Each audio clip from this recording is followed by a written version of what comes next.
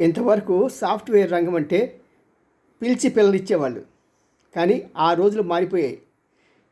ఇప్పటి నుంచి రాబోయే 2-3 సంవత్సరాలు, ఇంకా అయితే 7-8 సంవత్సరాల వరకు కూడా ఈ సాఫ్ట్వేర్ రంగం చాలా ఒడిదుడుకులకి లోనవుతుంది. ఇప్పటికే చాలామంది ఉద్యోగాలు కోల్పోయారు. మరి రాబోయే రోజుల్లో కూడా ఆర్టిఫిషియల్ ఇంటెలిజెన్స్ వచ్చిన తర్వాత ఇంకా ఎక్కువ సంఖ్యలో ఉద్యోగాలు కోల్పోతారు. కారణం ఏంటంటే సాధారణంగా యజమానులంతా కూడా స్టాఫ్ని తగ్గించుకుంటే ఖర్చులు తగ్గుతాయి. అది వాళ్ళ సింపుల్ ప్రిన్సిపల్. కాబట్టి ఈ విషయంలో వివాహాలు జరుపుకునేటప్పుడు ఎవరైనా సరే పిల్లనిచ్చేటప్పుడు కానీ మీ అమ్మాయో మీ అబ్బాయో ఒకరు కోర్ సబ్జెక్ట్లో గ్రాడ్యుయేట్ అయ్యి ఉండి రెండో వాళ్ళు సాఫ్ట్వేర్ అయితే పర్వాలేదు, బ్యాలెన్స్గా ఉంటుంది.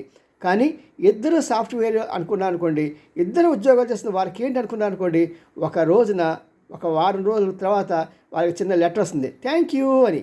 దాంతో కొంప కొల్లేరే. జాగ్రత్త సుమా.